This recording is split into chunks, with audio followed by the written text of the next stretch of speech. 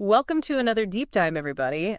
Today we're going to be exploring first impressions. Ooh, first impressions. Yes, first impressions. And you know how they can really set the stage for all kinds of relationships in our lives? Yeah. And we're going way beyond, that classic advice about, making a good first impression for a job interview or something like that. We're really going to get into it. Absolutely. And the article that we're going to be deep diving into today is called The Moment We First Met: How First Impressions Set the Stage for All Relationships. Wow. So that's our jumping off point. Very cool.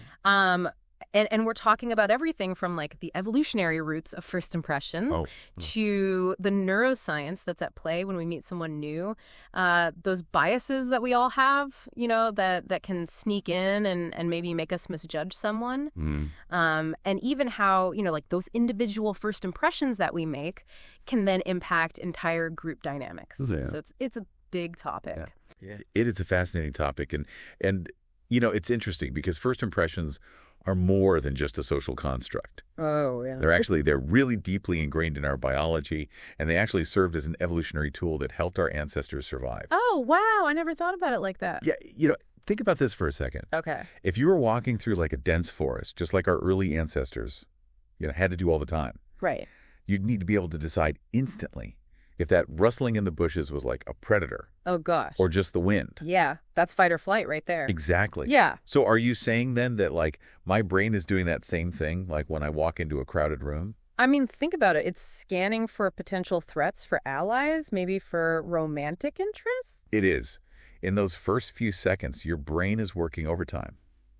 It's rapidly processing information like facial expressions, body language, even subtle cues like scent, to determine if someone's trustworthy or a potential danger.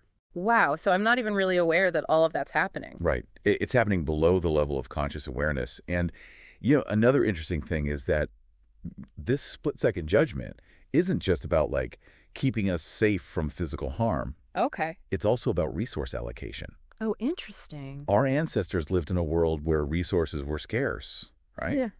So they had to quickly figure out who to team up with for hunting and gathering. Oh, that makes sense. So those who could actually accurately assess someone's trustworthiness and potential as an ally, they were more likely to survive and thrive.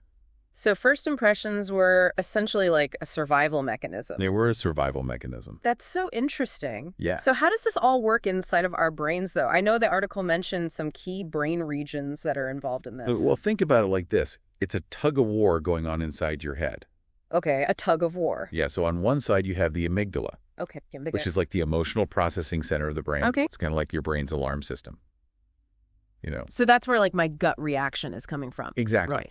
But then at the same time, your prefrontal cortex, which is the part of the brain that's responsible for higher order thinking, logic, and reasoning, Okay. it's working to make a more nuanced judgment. Okay. And it's taking into account the context of the situation, your past experiences, and other factors to form a more well-rounded impression.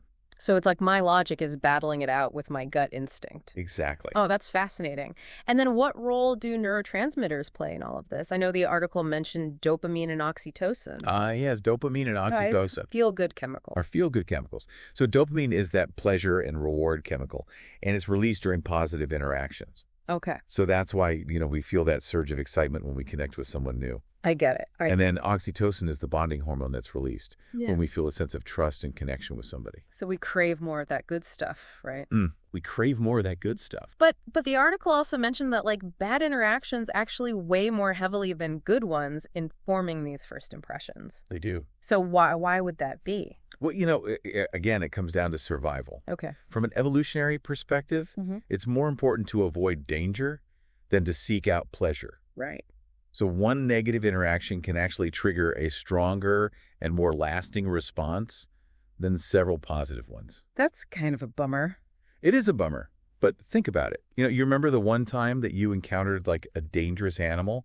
Much more vividly than all the times that you saw harmless ones. Oh, yeah, you're totally right. I mean, that one time that I saw a bear when I was hiking, I'll never forget it. Exactly. Yeah.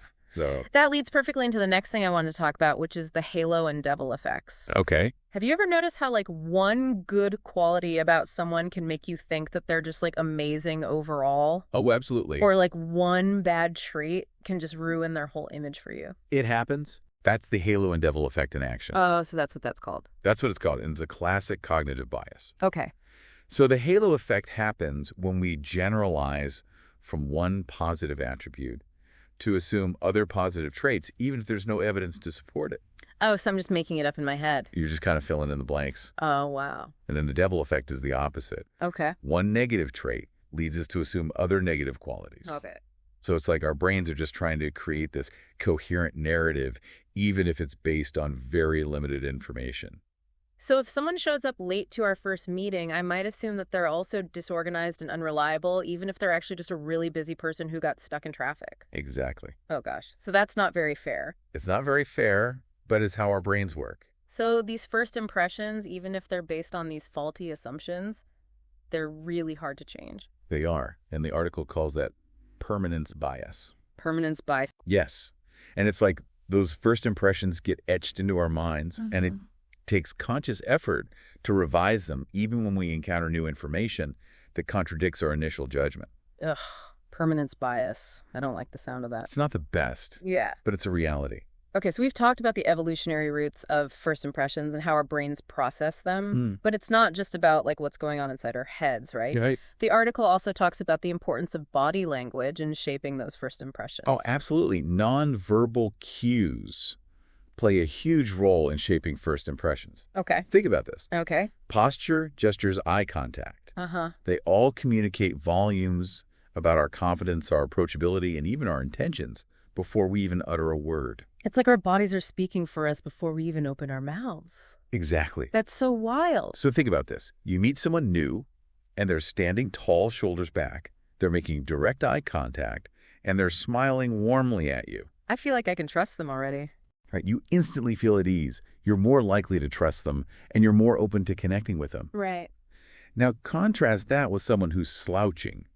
They're avoiding eye contact. They're kind of fidgeting. Yeah. Your brain's going to interpret those cues as signals of insecurity, potential untrustworthiness, or even disinterest. Oh my gosh, and those interpretations are happening so fast. It's a split second. Wow. It's amazing. Okay, I never realized how much our body language speaks for us. And I remember the article mentioned something about mirroring as a way to build rapport. Yes. What's that all about? Mirroring is when we subtly mimic the other person's body language. So their posture, their gestures, even their tone of voice.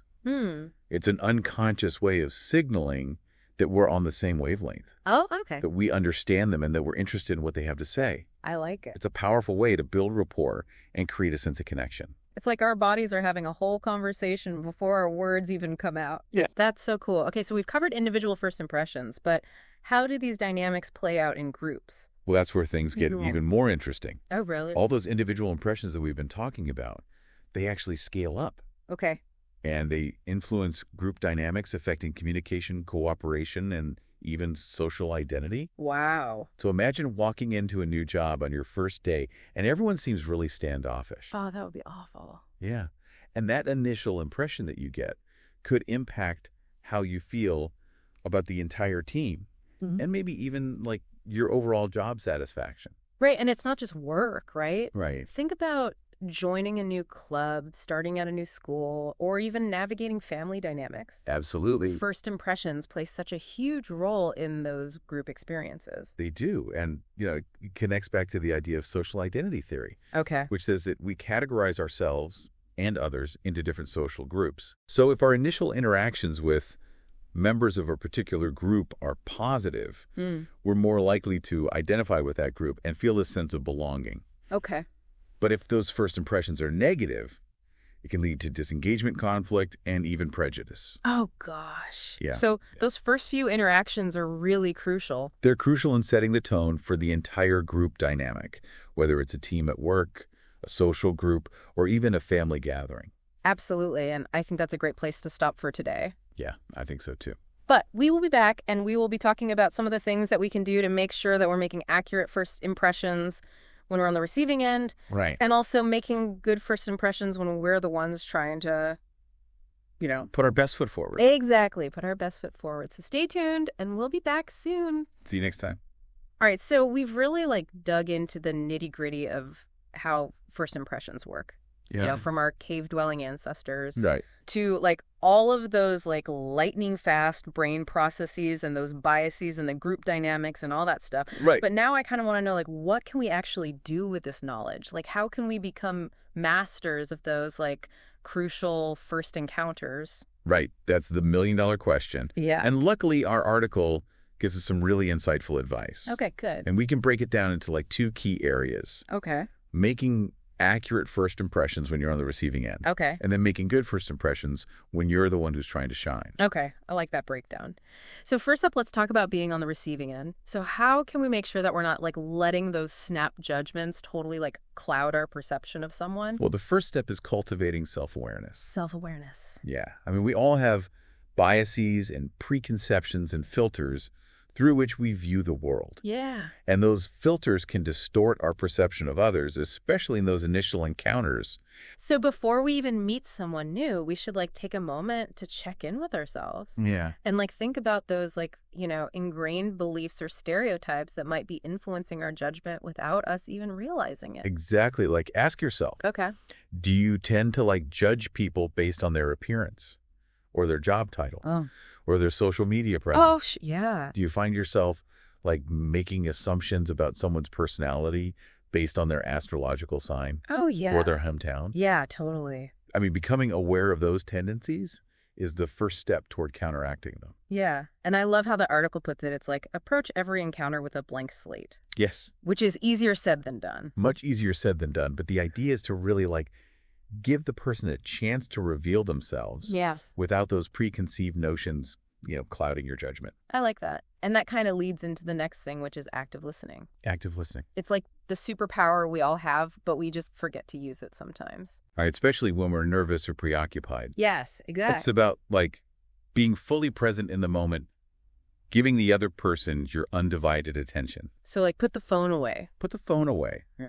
Resist the urge to check your emails and just focus on the person who's right there in front of you. It's more than just hearing the words they're saying, right? So much more. It's about paying attention to their tone of voice, their body language, all those subtle cues that can reveal what's really going on. Exactly. Yeah. And, it also means resisting the urge to interrupt or offer unsolicited advice. Oh, yeah. Or to kind of hijack the conversation with our own stories. Mm-hmm. Just focus on asking open-ended questions that encourage the other person to share more about themselves. So instead of saying oh, you're from California, I went to Disneyland once. Right. I should say something what's it like living in California? Exactly. Okay. Something that invites a more meaningful response. Something that invites them to actually talk. Yes, and questions like, tell me more about, or what was that like for you? Okay. Those are the kinds of prompts that invite deeper conversation and reveal more about the person than any surface level observations could. That's such a good point. It's almost like we're gathering data points, we're detectives. Yes. Trying to piece together a puzzle. Exactly. And we're looking beyond those initial clues to try to uncover the full picture of who this person really is. I love that analogy. And then as we're gathering those data points, we should also remember to look for common ground. Common ground is so important. Yeah, even if we come from totally different backgrounds or whole different views, right, there's always going to be some shared experiences or interests or values that can kind of serve as a bridge between two people. Absolutely. It might be a love of hiking or a shared taste in music or a passion for social justice. Right. Whatever it is, finding those points of connection can really help you build rapport and establish a sense of trust. It's about remembering that shared humanity. Right. Seeing the person beyond the label or the stereotype. Exactly. And sometimes those points of commonality are totally surprising and unexpected. Yeah. Which leads to delightful discoveries and genuine connections. I love that. Okay, so now I want to talk about second chances. Okay. Because, the article talks about how we should be willing to kind of revise those initial impressions as we get to know someone better. Right. But is that always possible? Or are there some first impressions that are just too hard to overcome? Well, it's definitely a worthy goal to be open to revising our initial impressions because, people can change. Right. And circumstances can evolve. Of course. And if we hold on too tightly to those first impressions, we might miss out on opportunities for growth and understanding and deeper connection. So even if someone rubbed us the wrong way initially, Right. we should be willing to give them another chance and see if maybe there's more to the story than what we initially perceived. Exactly. It might turn out that the person who seemed aloof was just shy, or the one who came across as arrogant was just nervous. Right. Giving people the benefit of the doubt and allowing them the space to reveal their true selves can lead to really surprising and rewarding connections. Okay, that's really good advice. Yeah. I like that. So we've been talking about how to be more mindful on the receiving end of first impressions. Right. But what about when we're the ones who are trying to make a good first impression? Right. Are there any tips for putting our best foot forward? Well, this is where things get really interesting. Okay. The article emphasizes one key element above all else: Okay, what's that? authenticity. Authenticity, that elusive quality that everyone wants but no one knows how to get. It can be hard to pin down, but it really just means being true to yourself, presenting your genuine self to the world. So ditch the masks, the facades, and the carefully crafted personas. Exactly. Trying to be someone you're not is exhausting. It really is. It's inauthentic, and it's ultimately unsustainable. Because, people can usually sense when someone is putting on an act or trying too hard to fit in. Yeah, totally. And it comes across as insincere and just kind of off-putting. Exactly. So just embrace your quirks, your vulnerabilities, those aspects of yourself that you might not always feel comfortable showcasing.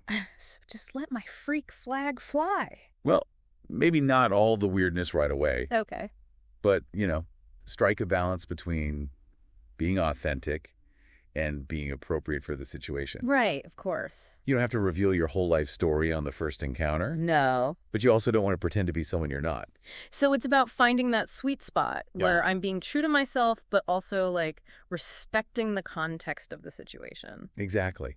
And remember, your true self is infinitely more interesting and engaging than any contrived version you could create.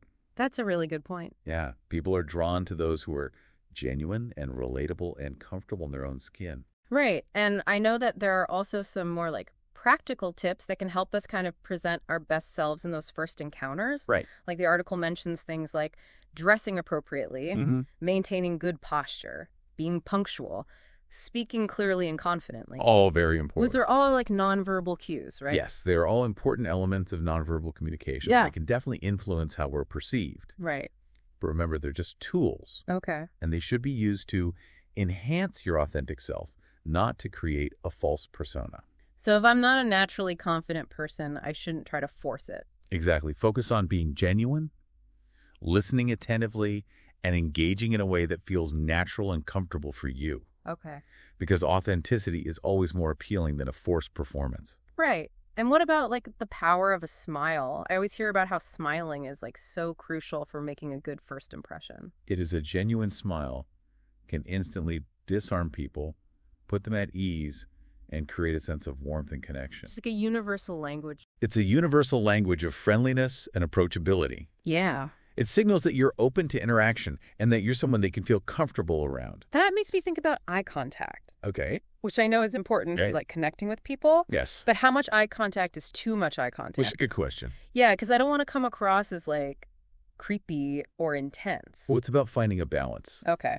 Maintain eye contact for a few seconds at a time. Okay. Then look away briefly and then reestablish contact. Got it. It creates a sense of connection without feeling overly intense. Right, a natural flow. Exactly. Okay, what about those awkward silences? Ooh, awkward silences. Yeah, because they always seem to pop up They do. in those first encounters, They do. and I never know what to do. Well, don't be afraid of those silences. Okay. They're a natural part of any conversation. Okay. And they can actually be opportunities to observe, Oh. to reflect, and to gather your thoughts. So instead of frantically trying to fill the silence with chatter, I should just embrace those moments of pause. Yes, use them to connect with your own thoughts and feelings and to observe the other person's nonverbal cues.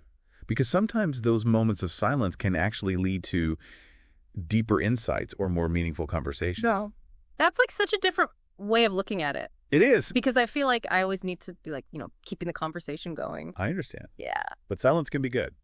Okay, so we've covered like authenticity and nonverbal cues and all that good stuff. But what if, like, despite our best efforts, we just totally botch it? It happens. Yeah, like, what if we say the wrong thing or like spill coffee on someone or just have a total brain fart? It happens to the best of us. Yeah. But don't panic. Okay. We all make mistakes. Okay. And those initial blunders don't have to define the entire interaction. Okay. The key is to recover gracefully. Okay. Acknowledge the misstep and move on. So if I like trip over my words, I should just like laugh it off and keep going. Exactly. Okay. And if you accidentally offend someone, just apologize sincerely and try to clarify your intentions. Okay. You know, people are often more forgiving than we give them credit for. Okay. They understand that we're all human. Right. And they're more likely to focus on your overall demeanor and your willingness to connect than on any single awkward moment. That makes me feel better because sometimes I feel like those little blunders are like huge disasters. I know they can feel that way in the moment. Yeah. But in the grand scheme of things, they're usually just blips on the radar. Okay. So don't let them derail the entire interaction. Just focus on being genuine and engaging and open to connection. Right. And those initial hiccups will quickly fade into the background. So authenticity is key even when we mess up. Especially when we mess up. Okay, good to know. So we've talked about authenticity, nonverbal cues, recovering from those blunders. Is there anything else we should keep in mind when we're trying to make a good first impression?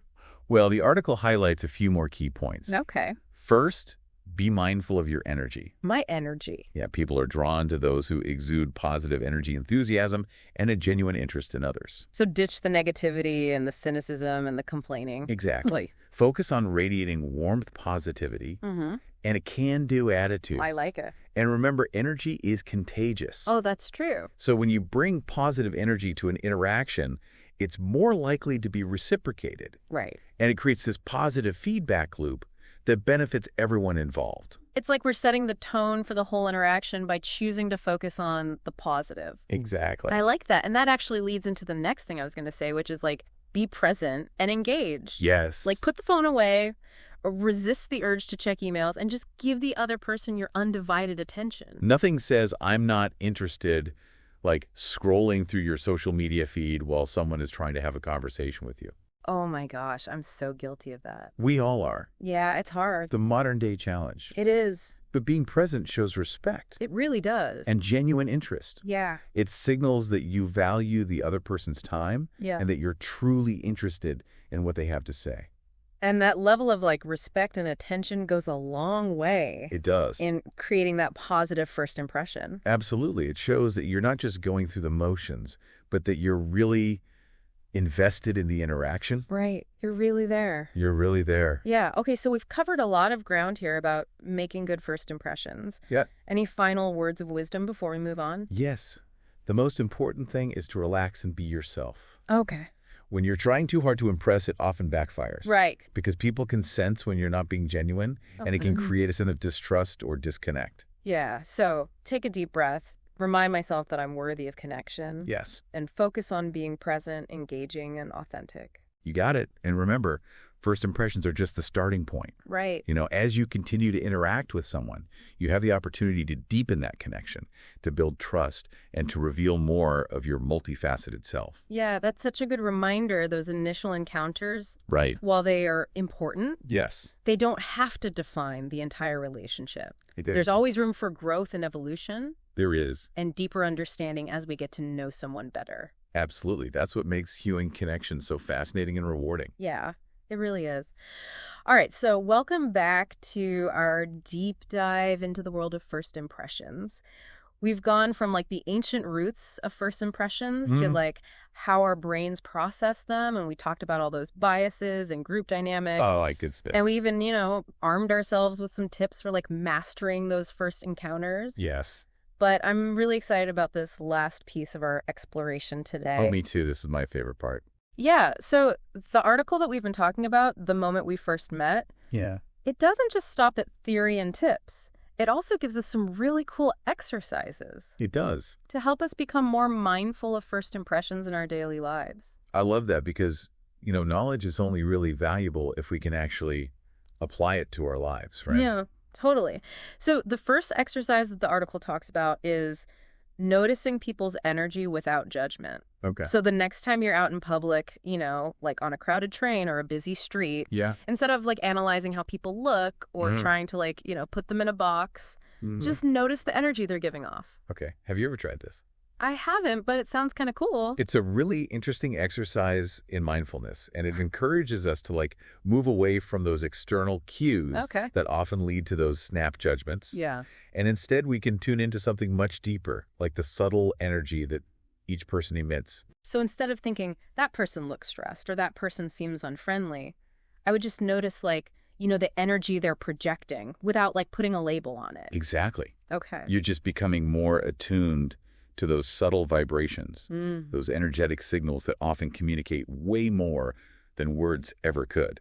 And the article says that, like, this practice can actually make us feel more connected to those around us, It can. even if we never actually talk to them. Yeah, it's all about fostering this sense of shared humanity. Okay. When we kind of drop the judgments and we just observe, we start to see that common thread that unites us all, that spark of life that animates every being. Wow, that's really beautiful. It is. And you start to recognize that we're all part of this intricate web of life. Right. Each with our own unique energy signature. I love that. And, as we practice this non-judgmental observation, it can really shift our perspective on those that we encounter. It can. We're less likely to make those snap judgments based on how someone looks, and more open to seeing the individual, like the soul beneath the surface. Exactly. And that's a really beautiful thing. It is. And that shift in perspective can actually have a ripple effect. Okay. It influences not only our own experience of the world, but also the energy that we project to others.